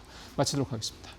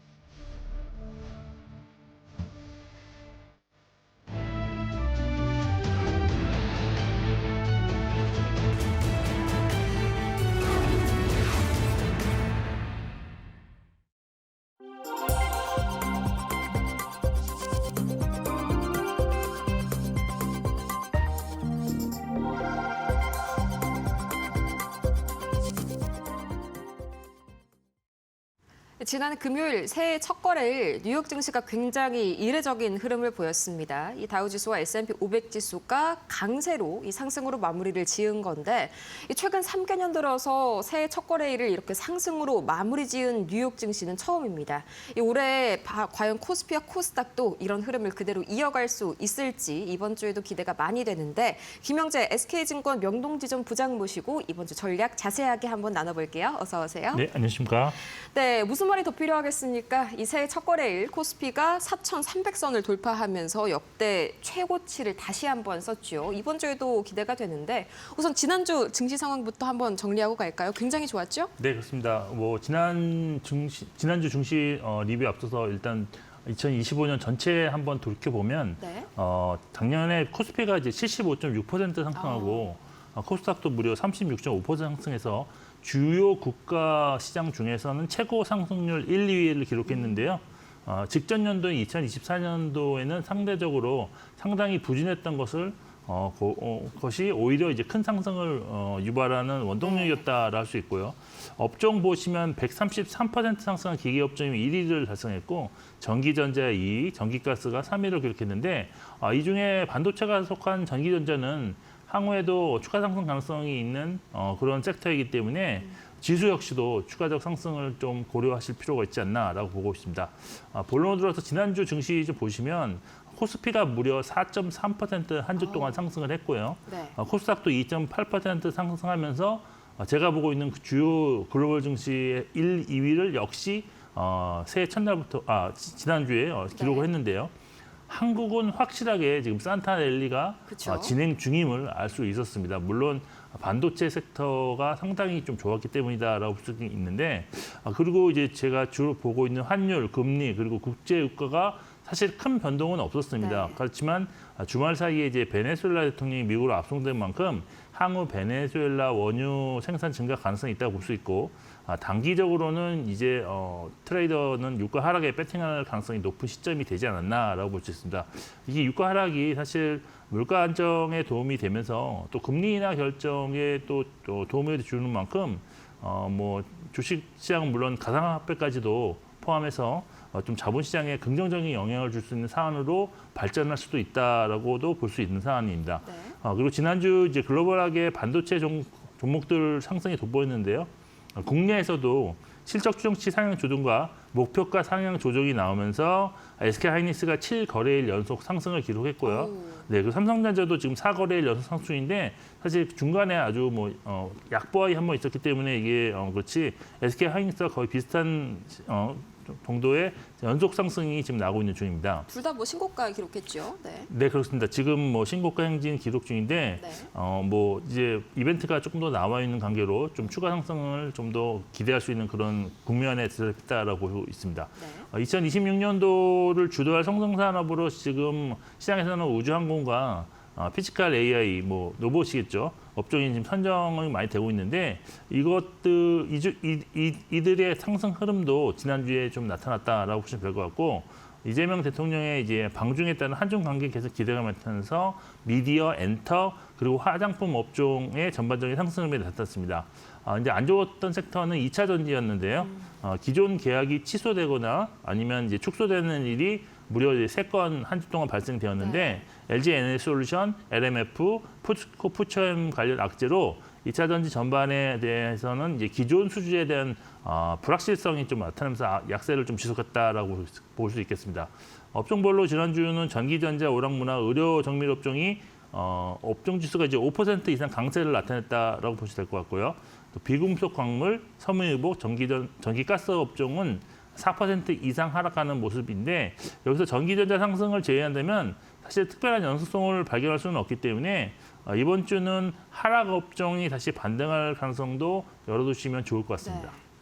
하락 업종이 반등할 가능성이 돋보이는 이번 주라니 좀 기대가 많이 되는 것 같습니다. 이제 외인 수급도 상당히 체크를 해봐야 하는 주요한 포인트인데 뭐 지난주에 30일 하루를 제외하면은 코스피에서 외인이 계속해서 좀 순매수하는 동향을 보였죠. 이제는 다시 한번 좀 외인이 완전한 매수 기조를 좀 안착했다 이렇게 해석해도 될까요? 사실 지난주 외국인 수급이 조금 저는 특징이 있었다라고 보고 있는데 네. 그 이유는 사실 직전 주까지는 뭐 반도체 관련 주에 아주 공격적인 순매수세로 뭐 4조 원 이상의 주간 단위 순매수가 보였지만 지난주는 이제 코스피에서 6천억 정도의 순매수했고 코스닥은 또 이제 1,880억 원대 순매도로 코스닥은 이제 3주 연속 순매도가 지금 나왔는데 사실 코스피는 그 전기전자는 사실 순매도로 조금 전환이 되어 상태였고요. 반면에 그 다른 업종에서 순매수하는 특징이 있기 때문에 네. 상당히 좀 소외 업종에 대한 어떤 좀 저점 매수가 나오는 것이 아닌가라는 기대감을 갖을 수 있는 상황이었습니다. 그리고 코스닥 같은 경우는 사실 대형 바이오 종목 순매도가 지난주에도 이어졌기 때문에 계속 순매도가 나왔다라고 보시면 되는데 일단 업종으로 접근해 본다면 외국인의 순매수 업종은 사실 다양했습니다. 그렇지만 이 중에서 이제 지난주는 이제 3거래일밖에 없었기 때문에 3일 연속 순매수했던 업종은 의료정밀, 유통, 증권, 보험이었다라고 볼 수 있겠고요. 네. 그리고 이제 종목으로 접근해 본다면 코스피에서는 새로운 종목들이 순매수 상위에 대거 등장을 했습니다. 카카오, 셀트리온, 네이버가 순매수 상위 종목으로 올랐는데 이들 종목의 특징이 사실 셀트리온은 뭐 최근에 순매수가 됐지만 카카오나 네이버 같은 경우는 장기간 매도세를 유지했던 그렇죠. 오랜만에 종목이었다는 들어왔네요. 그런 특징이 있는 상황입니다. 그리고 이제 순매도 상위 종목에는 삼성전자, SK스퀘어, 현대모비스가 포진되었는데요. 상승에 따른 차익 매물로 해석이 가능한 그런 거였다. 뭐 특별한 악재가 있지는 않았던 것으로 보고 있습니다. 그리고 이제 코스닥 순매수 상위 종목에는 휴림로봇, 레인보우 로보틱스, 현대무벡스가 이제 이름을 올렸는데 이것들이 이제 모두 로봇 관련 종목이라는 특징이 있었고요. 또 순매도 상위 종목에는 알테오젠, ABL 바이오, 펩트론 이런 것처럼 대형 바이오 종목을 순매도했다라고 보시면 될 것 같습니다. 이번 주는 이제 삼성전자 잠정 실적 발표가 있기 때문에 이 이후에 반도체를 포함한 전기전자 순매수가 더 이어지는지 여부가 외국인 수급의 관전 포인트가 될 것으로 볼 수 있겠습니다. 네, 이 카카오랑 네이버가 오랜만에 좀 이렇게 외인 수급이 들어온 게 굉장히 좀 반갑네요. 약간은 좀 지평이 바뀌고 있는 모습이 포착이 됩니다. 이 삼성전자는 오히려 외인이 좀 순매도하는, 차익 실현하는 그런 모습이 나타났고요. 이제 반도체 관련해가지고 다시 한번 좀 기지개를 펴고 있죠. 특히나 우리 증시가 신고가를 간 이유가 반도체 강세 때문이었고 그 기저에는 사실 12월 수출입 데이터가 있었는데 반도체 수출이 40% 넘게 급증했네요. 이게 또 삼성전자랑 SK하이닉스를 좀 신고가 보내준 대표적인 이유겠죠? 네, 그렇습니다. 사실 국내 증시가 뭐 반도체가 강했지만 더 강했던 원인은 네. 이제 12월 데이터, 수출 데이터가 너무 잘 나왔기 때문이 아니었냐라고 보여주고 사실 그날 새해 첫날 거래에서 수출입 데이터가 잘 나왔던 업종이 특히 강했다는 것이 1월 첫날 증시의 특징이었습니다. 12월 수출을 보시면 전년 대비 지금 13.4% 증가한 695.7억 달러인데요. 이것이 전문가 예상치 컨센서스가 보다 좀 8.3% 증가하면서 지금 4개월 연속 이제 서프라이즈를 기록하게 되었습니다. 이제 말씀하신 대로 12월 수출이 호조를 기록하는 원인에는 반도체 수출 증가가 가장 큰 힘이 되었는데요. 네. 반도체가 전년 대비 43.2% 수출이 증가했는데 이것을 이제 좀 더 이제 과거로 돌이켜 보면 지난 9월에는 이것이 이제 수치가 21.9% 정도 증가했는데 거의 2배 가까이 증가를 기록하게 되었습니다. 이로써 반도체 수출이 전체 수출에서 차지하는 비중은 29.8%를 점하게 되었고 올해 2026년에도 지금 35% 수준대까지는 올라갈 것으로 전망되고 있는 그런 상황입니다. 반면 주력 품목들 부진도 목격이 되었는데 중국과의 가격 경쟁 심화와 미국의 높은 관세 정책 등 불리한 대외 여건 속에서 철강, 석유화학, 일반 기계, 자동차는 전년 대비 마이너스를 보이는 그런 모습을 보였습니다. 네. 그리고 이제 11월 부진을 뒤로하고 수출 고성장을 다시 이제 회복하는 그런 업종도 있었는데요. 화장품이 이제 전년 대비 22.3% 증가, 그리고 바이오 헬스케어는 전년 대비 22.4% 수출 증가로 지난주 금요일 큰 폭의 주가 반등이 나오기도 했습니다. 근데 바이오 헬스케어는 주로 의료기기 쪽이었다는 것을 알려드렸고요. 지역별로는 아세안이라든지 중동, 중국, 미국 등 대부분 지역에서 지금 양호한 성장세가 이었지만 사실 반도체와 컴퓨터 관련 뭐 이런 IT를 제외할 경우에는 대체적으로 좀 부진했다라고 볼 수 있겠습니다. 일단 12월 수출 결과가 증시에 미칠 영향은 4개월 연속 시장 기대치를 초과하는 양호한 수출 상황을 바탕으로 여기에 이제 특히 이제 반도체 증가율이 상당히 높았다는 점에서 그쵸. 올해 이제 코스피 순이익 추정치가 추가적으로 상향 조정될 수 있다라는 개연성이 있고요. 이 경우에는 사실 밸류에이션 매력이 좀 더 증가될 것으로 볼 수 있겠습니다. 그리고 경제 전망과 관련해서도 지금 수출이 지금 예상보다 더 증가하고 또 수입은 예상보다 소폭 덜 증가했습니다. 그래서 작년하고 올해 우리나라 경제 성장률 전망치를 0.1%포인트 정도로 상향 조정하는 기관들이 많이 나타나고 있기 때문에 이것 역시도 결국은 이제 기업의 실적 추정치의 베이스는 결국 경제 성장률을 바탕으로 가장 기본이 되는 그런 추정을 하기 때문에 기업들의 실적 추정치 상향 조정에 큰 도움이 될 것으로 볼 수 있다고 정리해드리겠습니다. 네, 이렇게 수출입 데이터를 보니까 이제 1월 8일이죠. 삼성전자의 잠정 실적 발표가 상당히 좀 기대가 많이 되는데 우선 이 삼성전자가 지난 금요일에 이제 신고가를 기록한 이유 중에 하나가 뭐 수출입 데이터도 있었고요. 그다음에 전영현 부회장이 신년사에서 뭐 삼성 is back 이런 굉장히 멋있는 한마디를 날려주셨죠.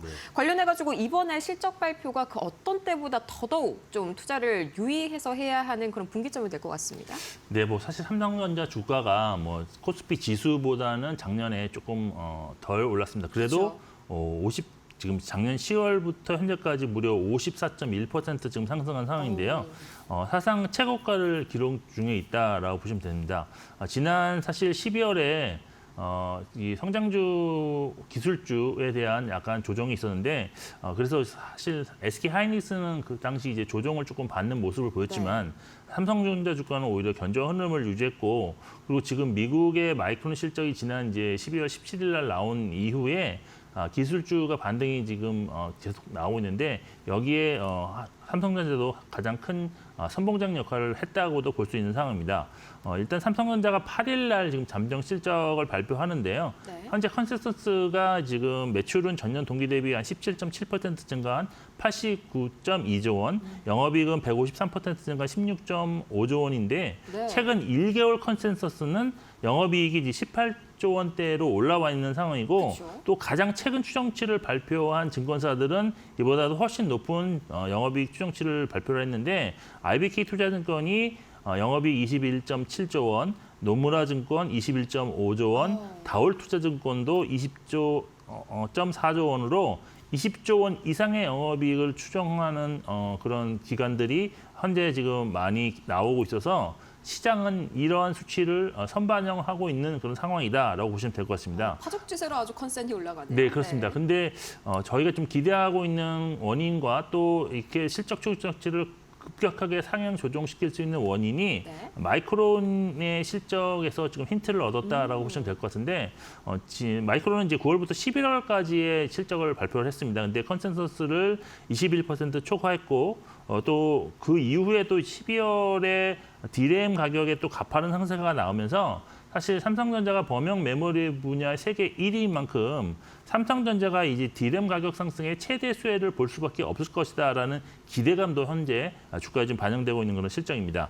여기에 최근 삼성전자 실적 추정치를 상향 조정한 증권사들이 올해 이제 2026년 영업이익이 네. 최대 뭐 133조 원까지 이렇게 나올 수 있다라고 추정치를 나왔는데 이것이 이제 거의 작년 대비 한 3배 이상 증가한 수치로서 이런 점을 고려할 때 현재 삼성전자 주가가 PER로 보면 한 11.2배, 그다음에 PBR로 1.7배 정도 수준인데 최근에 이제 목표 주가를 PBR 2배 이상으로 지금 잡는 증권사들이 지금 나오고 있는 상황이라서 지금 주가가 뭐 그렇게 엄청나게 큰 부담은 아니다라고 볼 수 있겠습니다. 따라서 이번 주 이제 추가 상승으로 인해서 실적 발표 당일날 만일 뉴스의 주가가 하락하는 세론이 이제 발생한다고 하더라도 네. 어떤 저점 매수의 기회로 좀 활용하는 것이 좀 더 합리적인 전략이 되지 않을까라고 볼 수 있겠습니다. 네, 이 삼성전자 영업이익이 내년에 뭐 100조 원을 넘긴다 이런 말을 들은 지가 뭐 한 달이 채 안 된 것 같은데 이제는 뭐 130조 원은 기본으로 좀 깔고 들어가는 삼성전자인 것 같습니다. 그만큼 기름과 낸드 가격 상승이 굉장히 좀 파격적으로 뉴스가 많이 나오고 있는 현재 상황이고요. 주말에도 관련 뉴스가 이어졌습니다. 또 이제 CES 2026 이것도 이번 주에 네. 가장 큰 이슈 중에 하나인데 실제로 올해 화두가 피지컬 AI이지 않습니까? 이것 네. 때문에 또 로봇 쪽에 외인 매수가 좀 들어온 게 아닌가 저는 그런 생각이 들던데 뭐 현대차랑 삼성전자 그리고 뭐 LG까지 지금 실물 시연을 앞두고 있죠. 네, 일단 지난해 로봇주 흐름 보시면 어떤 이제 성장성을 확신할 수 있는 그런 이벤트가 나왔을 때 네. 주가가 이제 동반 상승하는 경향이 나왔는데요. 따라서 이번 CES 2026 상황도 어떤 실물을 확인할 수 있는 또 좋은 계기가 될 수 있는 이벤트이기 때문에 지금 연동해서 지금 미리 사실 많이 상승한 면은 있습니다. 여기에 또 코스닥 활성화 정책을 정부가 추진하고 있는 중에 여기에 이제 로봇도 필수적으로 들어갈 수 있는 섹터이기 때문에 이런 선침에도 좀 나왔다고 있는데 네. 이번 CES 2026에서는 중국 로보틱스 업체가 대거 참가할 예정이고 대부분 휴머노이드 관련 내용으로 채워지면서 휴머노이드 존재감이 좀 상승이 예상됩니다. 그리고 국내 업체들 중에서는 로보틱스 관련 로드맵을 공개하는데 특히 현대차 그룹이 이제 보스턴 다이맥스와 이제 신형 아트라스 로봇과 AI 로봇 전략을 공개할 예정이고 HL 그룹이죠, 만도 그룹이죠. HL 그룹도 뭐 액추에이터와 물류 로봇 등을 공개할 예정입니다. 이번 행사에서 뭐 휴머노이드 부품 기업들도 뭐 적극적으로 참여함으로써 휴머노이드 부품 업체들도 주목받을 수 있다고 보고 있는데 사실 관련 투자 전략을 말씀드리면 이벤트 이후에 전 높은 확률로 세론이 나타날 수 있어서 세론이요? 네, 현재적 시점에서 추가 매수는 좀 부담스럽다라고 볼 수 있겠지만 차익 실현 물량으로 주가가 하락할 경우에 저점 매수를 좀 장기적인 관점에서 들어가셔야 된다라고 보고 있는 상황입니다. 그리고 지금 아직은 본격적인 생산에 들어가고 있지 않지만 액추에이터 시장에 진입하는 현대모비스 정도는 추가적인 관심이 좀 필요하다라고 보이고 또 수익률이 좀 높지는 않지만 네. 위험 분산 같은 그런 것을 고려하셔서 안전하게 투자하신다면 ETF 활용하는 것도 좋은 것 같은데요. 코덱스 로봇 액티브 ETF라는 것이 있습니다. 근데 작년에 수익률이 한 해 동안 117% 정도 수익이 났기 때문에 이런 것도 한번 투자에 고려 가능한 종목으로 고려 좀 해보신 것도 나쁘지 않은 선택이 될 것 같습니다. 네, 코덱스 로봇 ETF 관심 리스트에 넣어봐야겠습니다. 이렇게 해서 오늘 김영재 SK증권 명동지점 부장 모시고 이야기 자세하게 나눠봤습니다. 좋은 말씀 고맙습니다. 계속해서 이어지는 이 마켓나우 1부에 더 많은 전략 기다리고 있습니다. 함께해 주시길 바라고요. 오늘 저희가 준비한 소식은 여기까지였습니다. 오늘도 함께해 주신 여러분 고맙습니다.